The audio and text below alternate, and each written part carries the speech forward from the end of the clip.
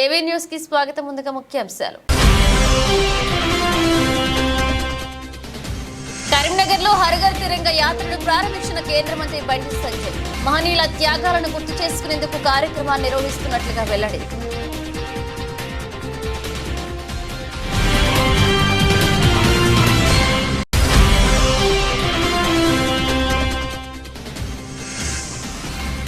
దేశవ్యాప్తంగా నిరవధిక సమ్మెకు దిగిన డాక్టర్లు, వైద్య సిబ్బందికి తగిన భద్రత కల్పించాలని వైద్యులు డిమాండ్.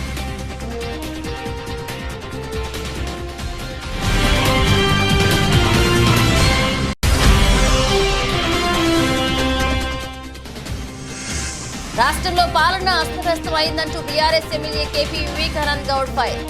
బీజేపీ, కాంగ్రెస్ ఢిల్లీలో కుస్తీ, గల్లీలో దోస్తీ చేస్తున్నాయంటూ విమర్శలు.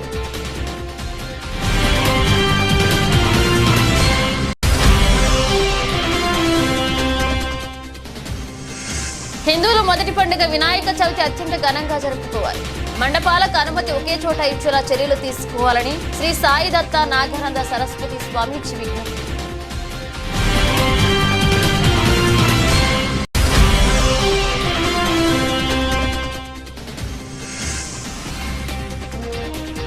ముగిసిన ఒలింపిక్స్ 40 బంగారు పతకాలతో టాప్ లో అమెరికా. భారత్ కు 71వ స్థానం.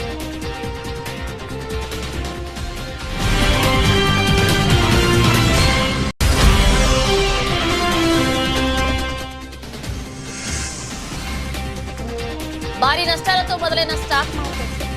హిండెన్బర్గ్ నివేదిక భయంతో మార్కెట్ క్షీణత.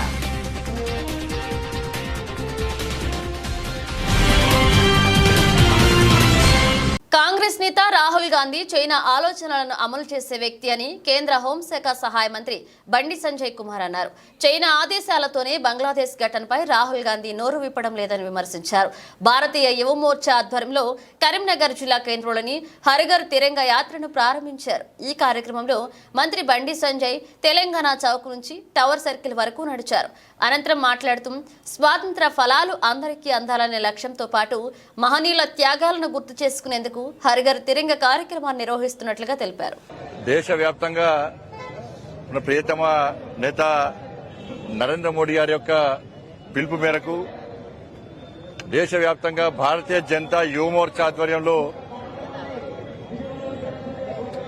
నిన్నటి నుంచి 15వ తారీఖు వరకు కూడా హరఘర్ తిరంగా కార్యక్రమాన్ని ఇలా భారతీయ జనతా యువ మోర్చా నిర్వహిస్తా ఉన్నది. ప్రతి ఇంటిపైన జాతీయ జెండా ఎగిరేయడము, అదేవిధంగా సెమినార్ నిర్వహించడము, ఈ దేశం కోసం త్యాగం చేసినటువంటి ఆ మహనీయుల యొక్క విగ్రహాలను పుష్పార్చన చేయడము, శుద్ధి చేయడము, పుష్పార్చన చేయడము, ఇవన్నీ కూడా కార్యక్రమాలు, రకరకాల కార్యక్రమాలను ఇలా భారతీయ జనతా యువ మోర్చా ఆధ్వర్యంలో దేశవ్యాప్తంగా నిర్వహిస్తున్నాం. ముఖ్యంగా తెలంగాణ రాష్ట్రంలో ఇలా భారతీయ జనతా యువ మోర్చా ఆధ్వర్యంలో అన్ని జిల్లాల్లో కూడా అన్ని పార్లమెంట్ నియోజకవర్గంలో బ్రహ్మాండంగా ఇవాళ ఈ హరఘర్ తిరంగా కార్యక్రమం నిర్వహిస్తా ఉన్నాం. ఇలా మన ఆత్మ గౌరవ ప్రతీక మన మూవన్న జెండా కాబట్టి దీన్ని ప్రతి ఇంటి మీద ఎగిరాల్సిన బాధ్యత ప్రతి భారతీయుడి మీద ఉంది. వాళ్ళ మహనీయుల త్యాగాలను స్మరించుకోవాల్సిన అవసరం ఉంది. వాళ్ళ త్యాగాలను తెరమరుగు కాకుండా చూడాల్సిన బాధ్యత ఉంది.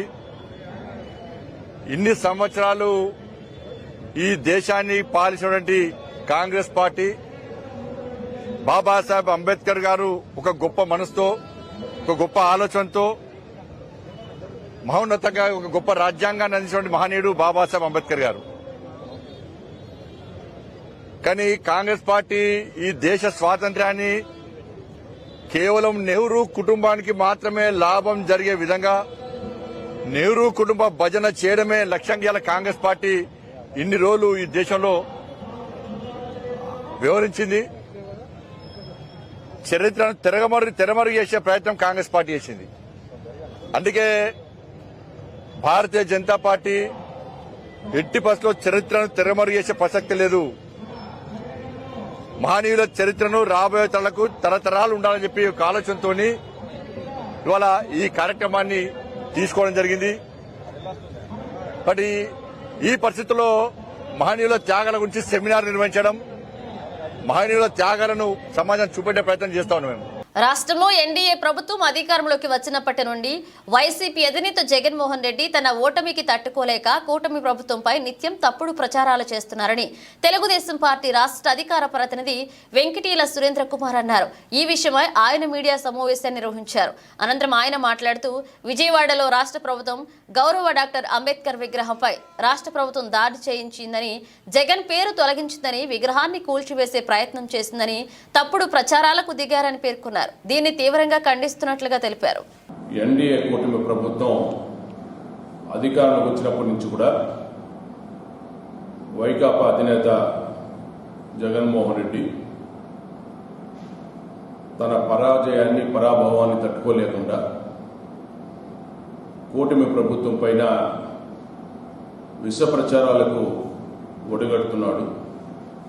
రోజుకొక అసత్య ప్రచారాలు చేస్తూ కూటమి ప్రభుత్వ ప్రతిష్టను దిగజార్చడం కోసం, అదేవిధంగా ప్రజల్లో ప్రభుత్వం పైన వ్యతిరేకత రావాలని చెప్పి ఒక కంకణం కట్టుకొని పద్ధతి ప్రకారం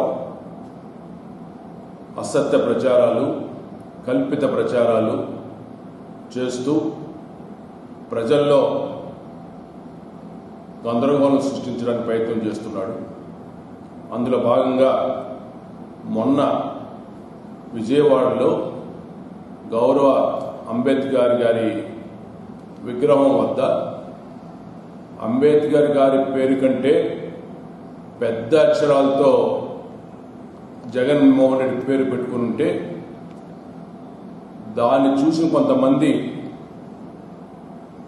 గౌరవ అంబేద్కర్ గారిని అవమానించే విధంగా ఉందని భావించుకొని కేంద్ర హోంశాఖ సహాయ మంత్రివా, కాంగ్రెస్ ముఖ్యమంత్రి రేవంత్ రెడ్డికి సహాయ మంత్రివా అని BRS MLA KP Vivekananda Bandi Sanjay పై నిప్పులు చెరిగారు. కేంద్ర మంత్రి హోదాలో ఉన్న సీఎం రేవంత్ రెడ్డికి కోవర్టుగా పనిచేస్తున్నామని ఆరోపించారు. ఈ విధంగా వ్యవహరించడం రాజ్యాంగ ఉల్లంఘన కాదా అని ప్రశ్నించారు. ఈ విషయంపై ప్రధానమంత్రి నరేంద్ర మోదీకి కేంద్ర హోంశాఖ మంత్రి అమిత్ షాకు ఉత్తరాల రాసి ఫిర్యాదు చేస్తామని పేర్కొన్నారు. అసెంబ్లీ, పార్లమెంట్ ఎన్నికల నుంచి వారి మైత్రి బంధాన్ని బలోపేతం చేసుకుంటున్నారని విమర్శించారు. అసెంబ్లీ సమావేశాల్లో సీఎం రేవంత్ రెడ్డి బీజేపీ ఎమ్మెల్యేను పొగిడారని, రేవంత్ రెడ్డి కూడా ఏబీవీపీ నుంచి వచ్చిన వాడేనని తెలిపారు. ఢిల్లీలో కుస్తీ చేసుకుంటూ గల్లీలో దోస్తీ చేసుకుంటున్నారని విమర్శించారు.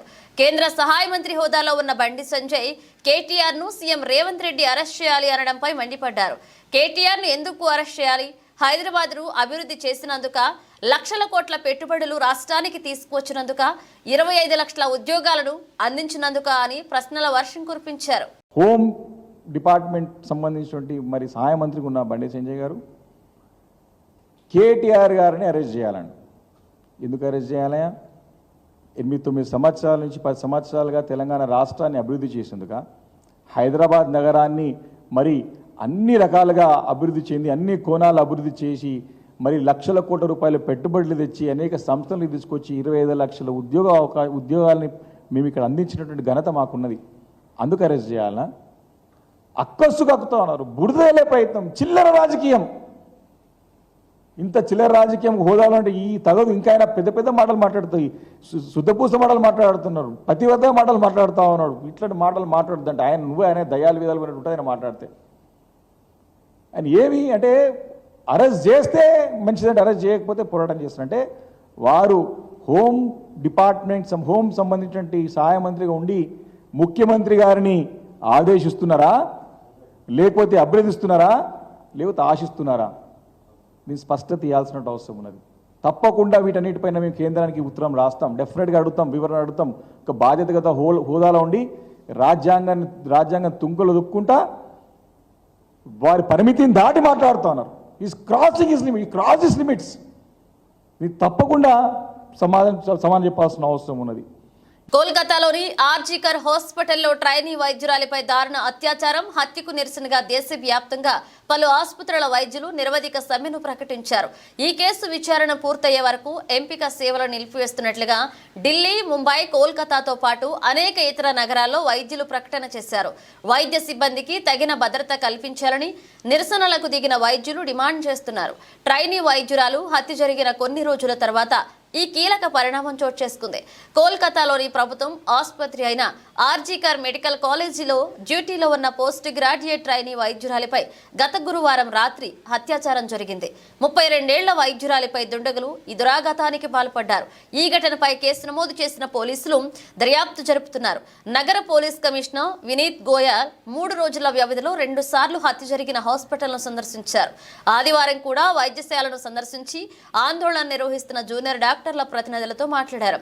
దర్యాప్తు పారదర్శకంగా జరుగుతుందని హామీ ఇచ్చారు.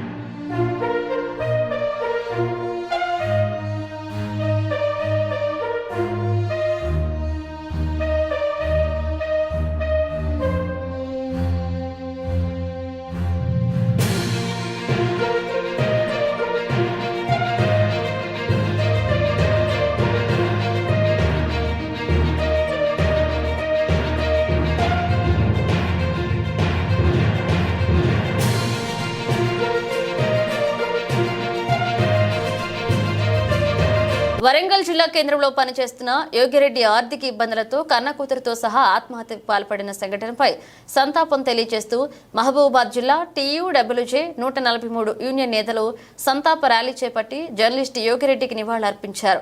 ఈ సందర్భంగా వారు మాట్లాడుతూ గత 10 సంవత్సరాలుగా ప్రభుత్వం జర్నలిస్టులకు కనీస సౌకర్యాల కల్పనలో నిర్లక్ష్యం వహించిందని, కాంగ్రెస్ ప్రభుత్వం కూడా ఇప్పటి వరకు జర్నలిస్టులను గురించి ఎలాంటి పట్టింపు లేనట్లుగా వ్యవహరిస్తుందని, యోగిరెడ్డి ఆర్థిక ఇబ్బందులు ఎదుర్కొని కనీసం ఉండడానికి ఇళ్లు లేక బాధల్లోనే ఆత్మహత్య చేసుకున్నాడని, ఇది ముమ్మాటికి ప్రభుత్వ హత్య అని దుయ్యబడ్డారు. ఆయన ఆర్థిక స్థితిలో చూస్తే పేదరికంలో ఉంది. చివరికి అతను ఉండడానికి ఇల్లు స్థితికి నెట్టబడ్డానికి ఇలా ఇంట్లో ఉంటూ తన వృత్తి ధర్మాన్ని నిర్వహిస్తూ సమాజ హితం కోసం తను పనిచేస్తున్న క్రమంలోనే ఆయన ఆర్థిక ఇబ్బందులు అన్నటువంటి స్థితిలో ఆయన చివరికి ఆత్మహత్య చేసుకునే పరిస్థితి. చివరికి ఆయన చేసుకోవడం కాకుండా 9 ఏళ్ల అమ్మాయిని కూడా తను బలవంతంగా ఫ్యాన్ విడివేసి ఆయన కూడా ఆమెను కూడా కృషి చేసే విధంగా చేయడం అనేది చాలా బాధాకర విషయం. నిజంగా ఇది మొత్తం జర్నలిస్టులను ఆలోచన చూసినాం. ఇప్పటికే 3 రోజుల క్రితమే మనకు గోదావరిఖండ్లో మొదలైన అతను మృతి చెందాడు. ఆ సంఘటన మర్చిపోకముందే మరి ఇదొక సంఘటన జరిగింది. ఇట్లా మన జర్నలిస్టులందరికీ కూడా సెక్యూరిటీ లేకుండా చివరికి మన జీవన విధానం ఈ విధంగా భగ్గమైపోతుంటే మనం ఏం చేయాలి? మనకు సంబంధించి కూడా మన అందరం కూడా ఒకసారి ఆలోచించాల్సిన అవసరం ఉంది. రాష్ట్ర వ్యాప్తంగా కూడా ఇటువంటి జర్నలిస్టులందరూ కూడా ఒకసారి ఆలోచించి పరిశీలన చేసుకొని మనందరం కూడా ఐక్యంగా ఉండటమే కాకుండా ఈ ప్రభుత్వాలపై ఒత్తిడి తెచ్చే విధంగా మనం ప్రయత్నం చేయాలి. అలా చేయని పక్షంలో రేపు భవిష్యత్తులో మనందరం కూడా ఇంకా ఇచ్చిన పరిస్థితి. వీళ్ళు అనేక మంది అంటున్నారు మనకు జర్నలిస్ట్ సంఖ్య పెరుగుతుందని. జర్నలిస్ట్ సంఖ్య పెరగడానికి కారణం కూడా నిరుద్యోగ సమస్య ఉన్నది. అందరికీ అనేకమైన ఉద్యోగ అవకాశాలు లేక కొంతమంది రావడం జరుగుతుంది. అంటే రావడం వల్ల కూడా ఈ సంఖ్య పెరిగింది. సరే ఏ సంఖ్య పెరిగినా ఏది పెరిగినప్పటికీ కూడా మనకు సంబంధించిన దాంట్లో కూడా యాజమాన్యాలు మనల్ని పట్టించుకోవడం లేదు, ఇటు ప్రభుత్వాలు పట్టించుకోవడం లేదు. ఇలాంటి స్థితిలో మనం ఏం చేయాలి? మనం ఏం చేయాలంటే తప్పనిసరి మనం ఈ ప్రభుత్వంపై ఒత్తిడి చేయాల్సిన అవసరం ఉంది. అదేవిధంగా మనకు మైబాద్ జిల్లాకు సంబంధించినప్పుడు కూడా మనం అనేక సార్లు గత 10 సంవత్సరాల నుంచి మనం ఇళ్ల ప్లాట్ల కోసం తీవ్రంగా ప్రయత్నం చేస్తున్నప్పటికీ కూడా గతంలో ప్రభుత్వ మంత్రులు కానీ వాడు ఎమ్మెల్యేలు కానీ ఇస్తామని చెప్పి చివరికి మనకు మండి చేసిన పరిస్థితి ఉంది. ఇప్పుడున్నటువంటి ఎమ్మెల్యేలు కూడా మనం అడగడం జరిగింది. ఆయన కూడా ఇస్తా ఉంటుండు. చివరికి ఏమవుతుందంటే మనం గత అనేక సంవత్సరాలు 30-40 సంవత్సరాల నుంచి కూడా మనం చివరికి ఇళ్ల ప్లాట్ల కోసం ఇంటర్వ్యూ తీసుకొచ్చింది. మరి ఇక్కడ చూసుకున్నప్పుడు అనేక మంది ఇప్పుడున్నటువంటి మైబాద్ టౌన్లో చూసుకుంటే అనేక మంది భూములు ఆక్రమించుకున్నారు. చాలా బాధాకరంగా ఉన్నది. వాళ్ళ కుటుంబ చాలా ఇబ్బందులతో ఆర్థిక ఇబ్బందులు గురైనాయి. ఇప్పటికైనా గవర్నమెంట్ జర్నలిస్టుల మీద సానుభూతి చూపెట్టాలి. చాలా ఇబ్బంది పడుతున్న జర్నలిస్టులు ఏమైనా బయట నుంచి వచ్చి ఏదో జర్నలిస్టులు కూడా రోడ్డు మీదకి వచ్చి ఏదో ఇంత ఏం లేకుండా కూడా బయటకు వచ్చి ఏదో ఉన్నట్టు అందరికన్నా ఎక్కువ వాళ్ళు సెక్యూరిటీగా పనిచేసే వాళ్ళు జర్నలిస్టులు. కానీ ఎవరు కూడా మన ప్రభుత్వం పట్టించుకుంటా లేదు. ఇప్పటికైనా ప్రభుత్వం పట్టించుకొని వాళ్ళకు అందరికి సాయం చేయాలని మాకు సాయం చేయాలని మేము కోరుతున్నాం. బంగ్లాదేశ్లో హిందువులపై జరుగుతున్న దాడులకు నిరసనగా సోమవారం దౌలతాబాద్ బంద్ నిర్వహిస్తున్నట్లుగా హైందవ సంఘాల నాయకులు పిలుపునిచ్చారు. బంద్తో పాటు ఉదయం 9 గంటలకు హనుమాన్ దేవాలయం నుంచి ర్యాలీ చేపట్టారు. ఈ సందర్భంగా వారు మాట్లాడుతూ హిందువులపై మరణకాండను ఆపేందుకు తక్షణమే కర్తవ్యాన్ని యుద్ధ ప్రాతిపాదికన తీసుకోవాలని డిమాండ్ చేశారు. బంగ్లాదేశ్లో స్వాతంత్ర ఉద్యమకారులకు 30% రిజర్వేషన్లు రద్దు చేయాలని, ప్రారంభమైన ప్రభుత్వ వ్యతిరేక ని హిందువులని లక్ష్యంగా చేసుకుని దేవాలయాలను ఆస్తులను ధ్వంసం చేయడాన్ని ఖండిస్తున్నామన్నారు. గురించి మనం పెట్టుకోవడానికి మాత్రం భయం, సిగ్గు. అయ్యో ఇవ్వలేమనుకుంటారు. నీ కుటుంబం గురించి నువ్వు స్పందించకపోతే పక్కోడు స్పందించాడు. నీ జనం కోసం, నీ వాళ్ళ కోసం నువ్వు స్పందించకపోతే ఏ దేశంకి వెళ్ళి వచ్చి ఎవడో స్పందించాడు. అరే మన వస్తే పక్కోరు ఎవరు ఫీల్ కాదు. వాళ్ళ కోసం వాళ్ళు జీవిస్తారు. మన కోసం మనం జీవించాలి, హిందుత్వం కోసం జీవించాలి. పార్టీలు ఏవైనా సరే, మీ సిద్ధాంతాలు ఏవైనా సరే, కానీ మన ధర్మం అనే విషయంకి వచ్చినప్పుడు మాత్రం ఖచ్చితంగా మనం స్పందించాలని మనస్ఫూర్తి కోరుకుంటూ, ఈరోజు బంగ్లాదేశ్లో చనిపోయిన ప్రతి ఒక్కరి కోసం మనం కనీసం ఒక క్షణం మౌనం పాటించి, ఈరోజు మన బంగ్లాదేశ్లో హిందువుల మీద జరుగుతున్న దాడి అరాచకం. ఎందుకంటే వీడియోలలో చూస్తే ఈరోజు ఎంత ఘోరం ఉందంటే, హిందువుల మీద వాళ్ళు చనిపోయినాక బట్టలు ఇప్పి చూస్తుర్రు. వాడు హిందువా, మేము చంపింది ముస్లిమా అని. అంటే మన పక్క పంట ఉంటాడు, మన సొమ్ము తింటాడు. అంత ఘోరానికి పాల్పడుతున్న వాళ్ళని వెంటనే ఈరోజు మనం కూడా మేల్కోకపోతే ఈరోజు మన పరిస్థితి కూడా భవిష్యత్తులో అలా ఉంటుంది. మనం సిఐఏ ఎందుకు, ఈ సిఐఏ చట్టం గురించి కూడా మనం కొద్దిగా 2 నిమిషాలను తెలుసుకోవాలి. ఎందుకంటే సిఐఏ అమలు కాకపోతే రేపు మరో బంగ్లాదేశ్లో మనది కూడా తయారవుతుంది. ఇలా హీరోయిన్ కానీ, సెలబ్రిటీ కానీ, రాజకీయ నాయకులు కానీ దొంగల్లాగా ఒక హమాస్కు పాలస్తీనా ఇవి యుద్ధాలు అయితే, ఇజ్రాయల్ ఇవన్నీ యుద్ధాలు చేస్తే పాలస్తీనా జై పాలస్తీనా అంటారు, పోస్ట్ పెడతారు, జై హమాస్ అని పెడతారు. మరి బంగ్లాదేశ్ మీద జరుగుతున్న దాడిని ఏ రాజకీయ నాయకుడు ఖండించాడు? ఇది నిజంగా మొత్తం హిందువుల మనం ఐక్యత లేకపోవడంతో ఈరోజు ఇంత గౌరవమైన స్థితిలో ఉంటున్నాం. మనం ప్రతి ఒక్కరు మేల్కొని రేపు మనం బంగ్లాదేశ్లో కావద్దంటే హిందువుల మీద జరుగుతున్న దాడిని మనం ఖండించి, హిందువుల మొదటి పండుగ వినాయక చవితి అత్యంత ఘనంగా జరుపుకోవాలని పోలీసు ఉన్నతాధికారులు పలు నిబంధనలు సడలించి వినాయక చవితి మండపాలకు అనుమతులు ఒకే చోట ఇచ్చేలాగా చర్యలు తీసుకోవాలని శృంగవృక్షం శ్రీ దత్తపీఠం శ్రీ సాయి దత్త నాగానంద సరస్వతి స్వామీజీ అన్నారు. అమలాపురం ప్రెస్ క్లబ్ కార్యాలయం నందు విశ్వ హిందూ పరిషత్ ఆధ్వర్యంలో నిర్వహించిన మీడియా సమావేశంలో మాట్లాడారు. ఆయన వెళ్లి వరసిద్ధి వినాయక ఆలయంలో పూజ రుసుములు తగ్గించాలని డిమాండ్ చేశారు. వినాయక చవితి మండపాలను గ్రామాన ఏర్పాటు చేసి వినాయక చవితి నవరాత్రులను అత్యంత వైభవంగా నిర్వహించాలని స్వామీజీ పిలుపునిచ్చారు. ఈ కార్యక్రమంలో అక్కిరెడ్డి సుబ్రహ్మణ్యం, గొవ్యాల నాగరాజు, బమిడిపాటి కృష్ణమూర్తి, శ్రీరంగు నాయుడు పాల్గొన్నారు. రకాల పర్మిషన్స్ ఇవన్నీ కూడా మనం ప్రెస్ మీట్లో మాట్లాడుకున్నాం.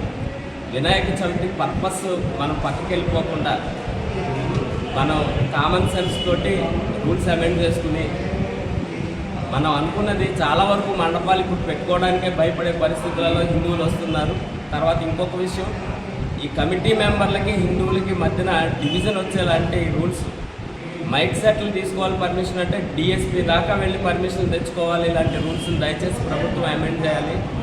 సింగిల్ విండో ప్రొసీజర్ని గవర్నమెంట్ తీసుకుని వచ్చి ఈ వినాయక చవితి ఫెస్టివల్ ప్రశాంతంగా జరగడానికి, అందరూ హిందువులు ఆనందంగా ఈ పండుగ చేసుకోవడానికి, మన వినాయకుడు పండుగ చేసుకునేది ఎందుకు అంటే శుభాలను ఇస్తాడు భగవంతుడు అని, శుభాలను ఇస్తాడు అనే నమ్మకంతో చేసే పండుగలకి అశుభాలను వెతుక్కునేటటువంటి కాదు.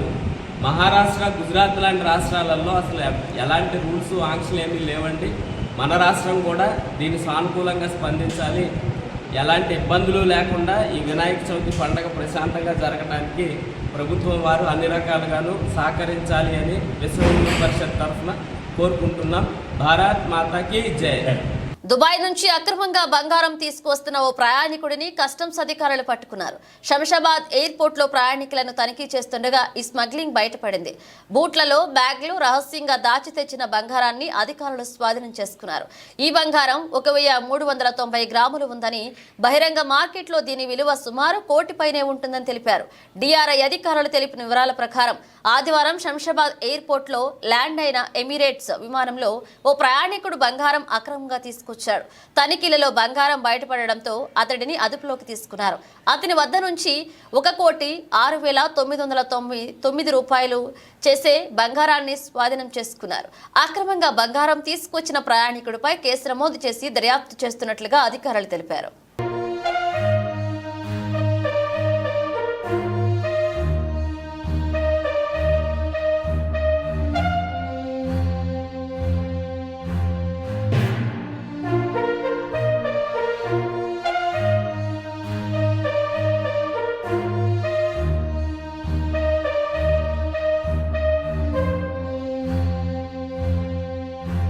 ప్రభుత్వ పాఠశాలల్లో పనిచేస్తున్న ఆయాలకు 6 నెలల బకాయి వేతనాలు చెల్లించాలని సిఐటియు అనుబంధం ఆంధ్రప్రదేశ్ ప్రభుత్వ పాఠశాలలు కళాశాలల శానిటేషన్ వర్కర్లు యూనియన్ ఆధ్వర్యంలో కాకినాడ కలెక్టరేట్ ఎదుట ఆయాలు ధర్నా చేపట్టారు. బకాయి వేతనాలు తక్షణమే చెల్లించాలంటూ నినాదాలు చేశారు. ఈ సందర్భంగా సిపిఎం కార్యదర్శి దువ్వా శేషుబాబ్జీ మీడియాతో మాట్లాడుతూ రాష్ట్ర వ్యాప్తంగా కలెక్టరేట్ ఎదుట నిరసన ధర్నా చేపట్టడం జరుగుతుందన్నారు. ప్రభుత్వ పాఠశాలల్లో పనిచేసే వర్కర్లకు గత 6 నెలలుగా జీతాలు ఇవ్వడం లేదని, ఆయాలకు ఇస్తున్న 6,000 జీతాలను పెంచాలని డిమాండ్ చేశారు. ఈరోజు రాష్ట్ర వ్యాప్తంగా అన్ని జిల్లా కలెక్టర్ కార్యాలయాల ముందు ఈ ధర్నాలు నిర్వహిస్తున్నాం. ప్రభుత్వ పాఠశాలల వద్ద పనిచేసేటువంటి కంటింజెంట్ వర్కర్స్ వీళ్ళు తోడడం, మంచినీళ్ళు పెట్టడం, ఉపాధ్యాయులకి అది ఇది సహకరించడం ఆ పని చేస్తారు. వాళ్ళకి ఇచ్చేటువంటి జీతం 6,000 రూపాయలు. పేదరికాన్ని నిర్మూలిస్తానంటున్నాడు ముఖ్యమంత్రి గారు. ఈ 6,000తో పేదరిక నిర్మూలన జరిగిపోతుందా? ఈ 6,000 మళ్ళీ 6 నెలల పాటు బకాయి. దీనికోసం అప్పులు చేసుకోవాలి, అప్పులకు వడ్డీలు చెల్లించాలి. ఇలాంటి పరిస్థితుల్లో కార్మికుల్ని ప్రజల్ని ఉంచితే సమాజం ఎలా బాగుపడుతుంది? కడప హై స్కూల్ నుంచి వచ్చామండి మేము. ఆయాలు 4 అండి. మేము 4 అయితే నెలకు 6,000 చెప్పిన మాకు జీతం అని చెప్పారండి సార్. నెలకు 6,000 అన్నది నెల కూడా జీతం వేస్తలేదండి. మాకు నెలకు 6,000 అన్నది మాకు సరిపోవట్లేదండి. పొద్దు నుంచి సాయంత్రం దాకా స్కూల్లోనే ఉండాలంటున్నారండి. ఒక్కరోజు కూడా సెలవులు కూడా లేవండి మాకు. పండగలైనా ఏమైనా స్కూల్కి వచ్చి పని చేయమంటున్నారండి. వేసవి సెలవుల్లో కూడా వెళ్ళి పని చేయవలసి వస్తుందండి. వేసవి సెలవుల్లో సగం జీతం హాఫ్ జీతం అన్నారండి. అది లేదండి, ఇది లేదండి. మొత్తం పొద్దున్న సాయంత్రం దాకా మమ్మల్ని ఏ పనికి వెళ్ళకుండా ఉపాధి హామీ పథకం కూడా తీసేసారండి. మమ్మల్ని ఆ పనికి కూడా వెళ్తలేదండి. అందులోనే ఉండాలని పొద్దున్న సాయంత్రం దాకా నిర్బంధం పెట్టి అందులోనే ఉంచుతున్నారండి. కనీసం నెల 5వ తారీఖు వచ్చే లోపల జీతం పడాలని కోరుతున్నామండి ప్రభుత్వాన్ని. నాగార్జున సాగర్ ప్రాజెక్టుకు వరద కొనసాగుతుంది. దీంతో 18 గేట్లు 5 అడుగుల మేర ఎత్తి నీటిని దిగువకు వదులుతున్నారు. ప్రాజెక్టుకు 1.87 లక్షల క్యూసిక్ల వరద వస్తుండగా అంతే మొత్తాన్ని విడుదల చేస్తున్నారు. ఇందులో క్రస్ట్ గేట్ల ద్వారా 1.43 లక్షల క్యూసిక్ల దిగువకు వెళ్తుండగా ఎడమ కాలువకు 8,541 క్యూసిక్లు, కుడి కాలువకు 3,937 క్యూసిక్లు, విద్యుత్ ఉత్పత్తి ద్వారా 29,273 క్యూసిక్లు వదులుతున్నారు. కాగా నాగార్జున సాగర్ పూర్తి నీటి మట్టం 590 అడుగులకు గాను ప్రస్తుతం 588.80 అడుగుల వద్ద ఉంది. అదేవిధంగా గరిష్ట నీటి నిల్వ 312.50 టీఎంసీలు కాగా ఇప్పుడు 305.46 టీఎంసీలు ఉన్నాయి. నాగార్జున సాగర్ డ్యాం పై నుంచి క్రస్ట్ గేట్ల సమీపానికి వెళ్లడానికి ఏర్పాటు చేసిన గేటు తాళాన్ని ఆంధ్ర అధికారులు ధ్వంసం చేశారు. క్రస్ట్ గేట్ల సమీపానికి వెళ్లడానికి అనువుగా కొన్నేండ్ల క్రితం వాక్వే బ్రిడ్జిని ఏర్పాటు చేశారు. దానికి ఆంధ్ర, తెలంగాణ 2 వైపులా గేట్లు ఏర్పాటు చేయగా నిర్వహణ పూర్తిగా తెలంగాణ అధికారులు చేపడుతున్నారు. ఆదివారం ఆంధ్రాకు సంబంధించిన సుమారు 20 మంది అధికారులు ఏపీ సీఎం ఫెషీ నుంచి వచ్చారు. ఇక వాక్వే బ్రిడ్జి గేటుకు తాళం వేసి ఉండడంతో తెలంగాణ ఎన్ఎస్పీ అధికారులకు తాళం చెవి అడిగారు. దాంతో వారు కొంత సమయం పడుతుందని చెప్పడంతో ఆంధ్ర అధికారులు దౌర్జన్యంతో గేటు తాళం పగలకొట్టి వాక్వే బ్రిడ్జి మీదకి వెళ్లిపోయారు. ప్రకాశం జిల్లా కొమరోలు మండలం పరిషత్ కార్యాలయంలో పంచాయతీ కార్యదర్శులు మరియు సర్పంచులకు రీఫ్రెషర్ శిక్షణ కార్యక్రమాన్ని ఈ రోజు ప్రారంభించారు. మీటింగ్ కోఆర్డినేటర్ చల్లా శ్రీనివాస కుమార్, మండల విస్తరణాధికారి ఆదాయం షఫీ ఆధ్వర్యంలో ఈ కార్యక్రమాన్ని ఏర్పాటు చేశారు. ఈ శిక్షణ కార్యక్రమానికి ముఖ్య అతిథిగా ఎంపీపీ కామూరి అమూల్య పాల్గొన్నారు. ముందుగా మహాత్మా గాంధీ, డాక్టర్ బిఆర్ అంబేద్కర్ చిత్రపటాలకు పూలు చల్లి స్మరించుకున్నారు. అనంతరం ఈ నెల 12వ తేదీ నుండి 14వ తేదీ వరకు ఈ శిక్షణ కార్యక్రమాలు నిర్వహిస్తున్నట్లుగా తెలిపారు. గ్రామ పంచాయతీ అభివృద్ధి ప్రణాళిక మీద ఎన్నికైనటువంటి సర్పంచులందరికీ మరియు పంచాయతీ కార్యదర్శులందరికీ శిక్షణ కార్యక్రమం ఈరోజు నుంచి స్టార్ట్ చేయడం జరుగుతుంది. 3 రోజుల పాటు. ఈ 3 రోజుల శిక్షణ కార్యక్రమం 12/8/24 నుంచి 14/24 వరకు జరుగుతుంది. ఈ ప్రోగ్రాంలో, ఈ శిక్షణ కార్యక్రమంలో సర్పంచులు వారి యొక్క అధికారాలు, విధులు, బాధ్యతలు, పంచాయతీ కార్యదర్శులు వారి యొక్క విధులు, అధికారాలు, బాధ్యతలు కలిసి వీళ్ళిద్దరు కలిసి ఎట్లా సమన్వయం చేసుకొని గ్రామాల అభివృద్ధికి, తద్వారా మండలము, జిల్లా, రాష్ట్రాల అభివృద్ధికి ఎట్లా తోడ్పడాలి, ఏ సమావేశాలు ఎప్పుడు నిర్వహించాలి, సమావేశాల గురించి పూర్వం ఎట్లా ఉంది, వాటిలో వాళ్ళు ఏం నిర్ణయాలు తీసుకోవచ్చు, ఏదైనా ఎన్ఆర్ఎస్ కానీ ఇంకోదానికి సంబంధించి ఏదైనా అభివృద్ధి ప్రణాళికకు సంబంధించి గ్రామ సభలు ఎట్లా ఏర్పాటు చేయాలి, ఈ గ్రామ సభల్లో ఎంతమంది పార్టిసిపేట్ చేయాలి, తీసుకోవాల్సిన నిర్ణయాలు ఎట్లా తీసుకోవాలి అనే ఇతరితర అంశాలు, సర్పంచులు ప్రజలకు ఏ విధంగా పనిచేయాలి, ఏ కార్యక్రమం నిర్వహించాలి, ఏ కార్యక్రమం నిర్వహించకూడదు, అభివృద్ధికి ఎట్లా దోహదపడాలనే దాని మీద అట్లానే పంచాయతీ కార్యదర్శులందరూ కూడా సర్పంచులకి తోడ్పాటు అందిస్తూ ఏ విధంగా గ్రామాల యొక్క అభివృద్ధికి కృషి చేయాలి అనే అంశాల మీద దక్షిణ కాశీగా ప్రసిద్ధి పొందిన వేములవాడ శ్రీ రాజరాజేశ్వరి స్వామి ఆలయం సోమవారం భక్తులతో కిక్కిరిసిపోయింది. శ్రావణ సోమవారం కావడంతో భక్తులు అధిక సంఖ్యలో స్వామివారిని దర్శించుకున్నారు. అనంతరం కోడెమూకులు చెల్లించుకుంటున్నారు. భక్తుల రద్దీ దృష్ట్యా అర్జిత సేవలు, అభిషేకాలు రద్దు చేసినట్లు ఆలయ అధికారులు తెలిపారు. భక్తుల తాకిడి అధికంగా ఉండడంతో ఆలయ ఈవో వినోద్ రెడ్డి ఆలయ పరిసరాలను సందర్శించారు. ఆలయ ఆవరణంలో ఏర్పాటు చేసిన బ్రేక్ దర్శనం, క్యూ లైన్లను పరిశీలించారు. తాజాగా ముగిసిన ప్యారిస్ ఒలింపిక్స్ లో అమెరికా తన ఆధిపత్యాన్ని నిలబెట్టుకుంది. ఏకంగా 126 పతకాలతో చైనాను వెనక్కు నెట్టి తొలి స్థానంలో నిలిచింది. ఈ ఒలింపిక్స్ లో అమెరికా క్రీడాకారులు 40 బంగారు పతకాలు, 44 వెండి పతకాలు, 42 కాంస్య పతకాలు సాధించి తమ దేశాన్ని అజేయంగా నిలిపారు. బంగారు పతకాల్లో అమెరికా రికార్డును సమం చేసినప్పటికీ చైనా 91 మెడల్స్ తో సరిపెట్టుకుంది. రెండవ స్థానానికి పరిమితమైంది. చైనా చివరిసారిగా 2008 ఒలింపిక్స్ లో అమెరికాను వెనక్కి నెట్టి తొలి స్థానంలో నిలిచింది. అప్పట్లో చైనాకు 48 బంగారు పతకాలు వచ్చాయి. ఈసారి ఒలింపిక్స్ లో బంగారు పతకాల పరంగా చైనా తొలుత ముందంజలో ఉన్నప్పటికీ చివరి నిమిషంలో అమెరికా చైనా రికార్డును సమం చేసింది. బాస్కెట్బాల్ డబుల్స్ పోటీల్లో అమెరికా మహిళల టీం ఫ్రాన్స్ పై 67-66తో గెలిచి బంగారు పతకాన్ని ఎగరవేసుకుపోయింది. ఈ ఒలింపిక్స్ లో చైనా డైవింగ్, స్విమ్మింగ్ లాంటి ఫుల్ ఈవెంట్స్తో పాటు టేబుల్ టెన్నిస్, వెయిట్ లిఫ్టింగ్తో ఆధిపత్యం కనబరిచింది. అమెరికా మాత్రం ట్రాక్ అండ్ ఫీల్డ్ ఈవెంట్స్లో పైచేయి సాధించి మొత్తం 14 బంగారు పతకాలు, 11 వెండి పతకాలు, 9 కాంస్య పతకాలను ఎగరవేసుకుపోయింది. ఫుల్ ఈవెంట్స్లో కూడా అమెరికా సత్తా చాటింది. 8 బంగారు పతకాలు సహా మొత్తం 28 మెడల్స్ సొంతం చేసుకుంది. భారత స్టాక్ మార్కెట్లు సోమవారం భారీ నష్టాలతో ప్రారంభమయ్యాయి. ప్రధాన సూచీలు మొత్తం దిగువకు పయనిస్తున్నాయి. ప్రపంచ మార్కెట్ల నుంచి వచ్చిన మిశ్రమ సంకేతాలు, హిండెన్బర్గ్ నివేదిక భయంతో మార్కెట్ క్షీణతతో ప్రారంభమైంది. ఈ నేపథ్యంలో ఉదయం సెన్సెక్స్ దాదాపు 300 పాయింట్లు నష్టపోయింది. అదే సమయంలో నిఫ్టీ 24,300 పరిధిలో ట్రేడ్ అయ్యింది. మరొక వైపు బ్యాంక్ నిఫ్టీ 230 పాయింట్లు నష్టపోగా నిఫ్టీ మిడ్ క్యాప్ 150 సూచీ దాదాపు 100 పాయింట్లు పడిపోయింది. నేటి ట్రేడింగ్ ఎక్కువగా నష్టాల వైపు మొగ్గు చూపేలా కనిపిస్తుంది. అయితే గత వారాంతంలో హిండెన్బర్గ్ నివేదికలో సెబీ చీఫ్ పై వచ్చిన ఆరోపణల నేపథ్యంలో స్టాక్ మార్కెట్ ఉదయాన్నే గిఫ్ట్ నిఫ్టీ 44 పాయింట్ల పతనంతో 24,357 వద్ద మొదలైంది. చాలా రంగాల సూచీలు బలహీనతతో ట్రేడ్ అవుతున్నాయి. హిండెన్బర్గ్ నివేదిక ప్రభావం అదానీ గ్రూప్ స్టాక్స్ పై కనిపించింది. Adani enterprises, Adani green, Adani ports, Adani energy solutions, Adani power, Adani విల్మార్తో పాటు ఏసీసీ, అంబుజా సిమెంట్స్ షేర్లలో క్షీణత కనిపించింది. బులెటిన్ ముగించే ముందు హెడ్లైన్స్ మరోసారి. కరీంనగర్లో హర్ఘర్ తిరంగ యాత్రను ప్రారంభించిన కేంద్ర మంత్రి బండి సంజయ్. మహనీయుల త్యాగాలను గుర్తు చేసుకునేందుకు కార్యక్రమాన్ని నిర్వహిస్తున్నట్లుగా వెల్లడి.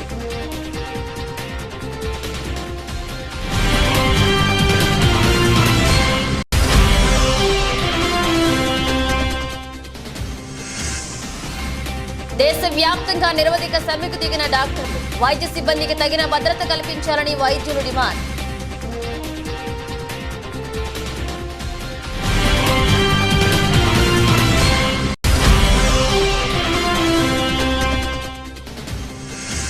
రాష్ట్రంలో పాలన అస్తవ్యస్తమైందంటూ BRS MLA KP Vivekanand Goud fire. BJP, Congress ఢిల్లీలో కుస్తీ, గల్లీలో దోస్తీ చేస్తున్నాయంటూ విమర్శలు.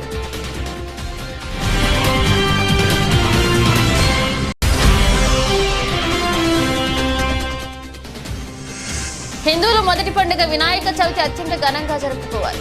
మండపాలకు అనుమతి ఒకే చోట ఇచ్చేలా చర్యలు తీసుకోవాలని శ్రీ సాయి దత్త నాగానంద సరస్వతి స్వామీజీ విజ్ఞప్తి.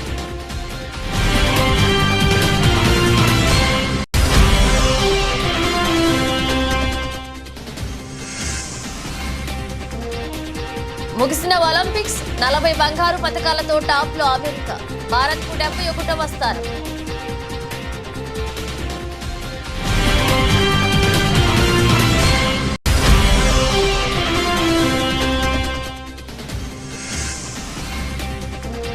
భారీ నష్టాలతో మొదలైన స్టాక్ మార్కెట్. హిండెన్బర్గ్ నివేదిక భయంతో మార్కెట్ క్షీణత.